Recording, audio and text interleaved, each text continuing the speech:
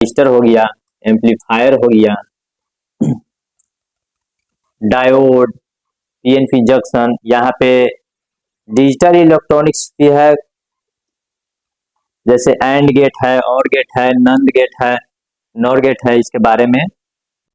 तो आज हम लेकर आए हैं टेक्निकल ब्रांच, और इलेक्ट्रॉनिक्स पेपर हम पूरा पढ़ाएंगे, जैसे एएलपी हो गया, आरआरबीजेई हो गया, और इलेक्ट्रॉनिक्स का पूरा पेपर हमारे थ्रू पढ़ाया जाएगा। बेसिक से बेसिक रहेगा उसमें, और उसके साथ साथ जैसे ही कंप्लीट होगा चैप्टर, उसके बाद ऑब्जेक्टिव करवाया जाएगा, और प्रीवियस ईयर भी क्वेश्चन करवाया जाएगा। यहाँ पे बेसिक थ्योरी के साथ objective question, all important topic concept के साथ में, chapter wise MCQ, previous year question. ये अभी कुछ दिनों में आरआरबीजेई का वैकेंसी दे दिया गया है, और इसको जैसे एएलपी हो गया, आरआरबीजेई हो गया, तो खास करके इलेक्ट्रॉनिक्स ब्रांच के लिए। और इसमें कुछ इलेक्ट्रॉनिक्स से घटक है, कौन कौन सा चैप्टर में क्या क्या पढ़ना है, इसके बारे में थोड़ा सा जान लेते हैं। मुख्य तकनीकी विषय टेक्निकल एबिलिटीज, जैसे इलेक्ट्रॉनिक्स घटक और सामग्री में कौन कौन सा चीज पढ़ना है, जैसे चालक, अर्धचालक, कुचालक, सेल, बैटरी, रिले, स्विच और एमसीबी, इससे संबंधित चीज पढ़ना है। जैसे इलेक्ट्रॉनिक्स डिवाइस में क्या क्या है सर्किट में, जैसे PNP junction diode, transistor, amplifier, oscillator, rectifier. यहाँ पे बताया गया, देखिए ध्यान से, इसको बोलते हैं ट्रांजिस्टर हो गया, एम्पलीफायर हो गया, डायोड, पीएनपी जंक्शन। यहाँ पे डिजिटल इलेक्ट्रॉनिक्स भी है, जैसे एंड गेट है, और गेट है, नंद गेट है, डिटेल से पढ़ने वाले हैं।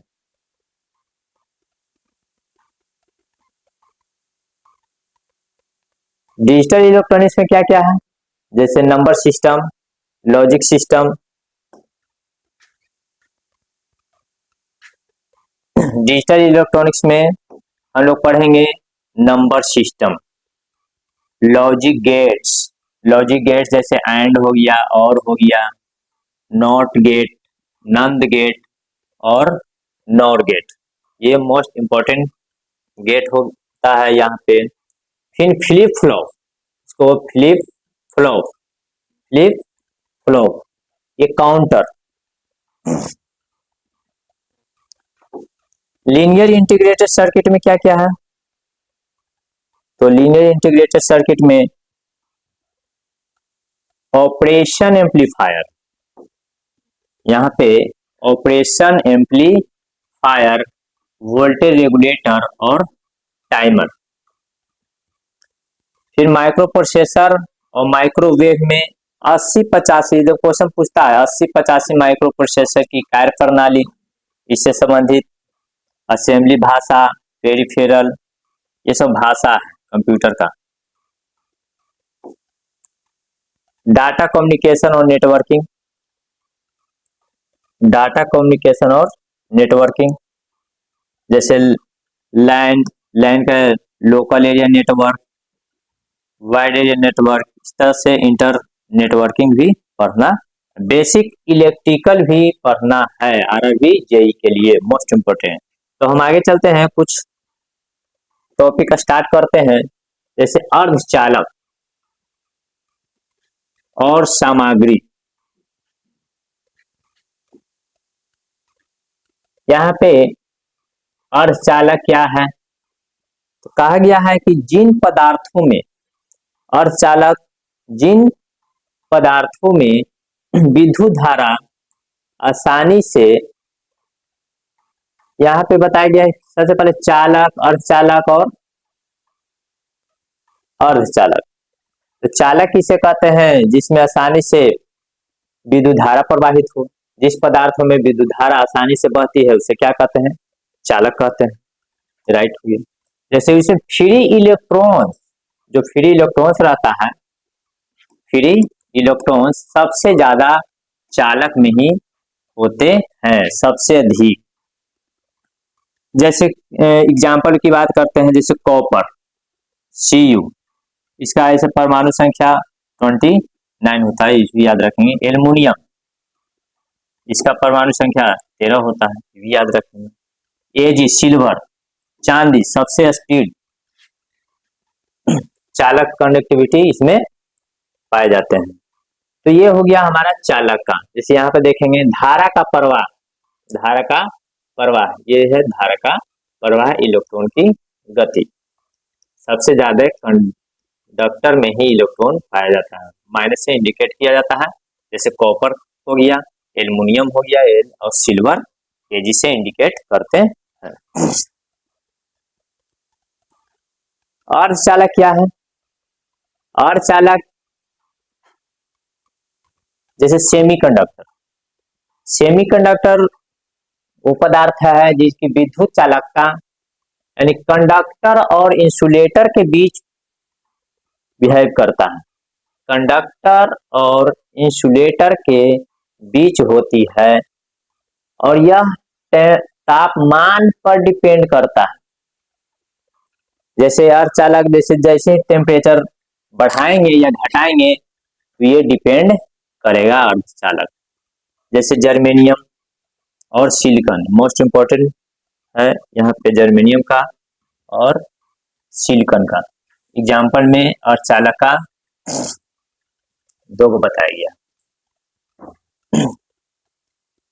इंसुलेटर,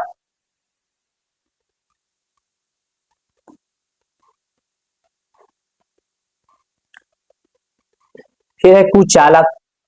कुचालक आता है जिन पदार्थों में विद्युत धारा, जिन पदार्थों में विद्युत धारा प्रवाह बहुत कठिन होता है, न के बराबर होता है, उसे क्या कहेंगे?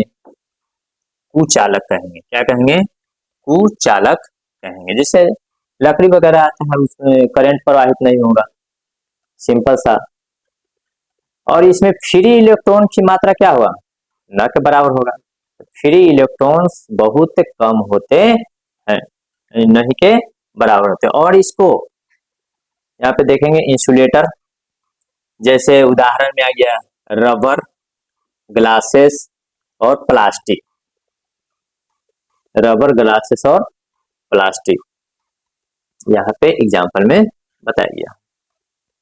और कुछ याद रखने के लिए ट्रिक है, जैसे कंडक्टर, जिसमें धारा आसानी से क्या कर सकता है? बह सके, उसे कंडक्टर कहते हैं, सिंपल सा।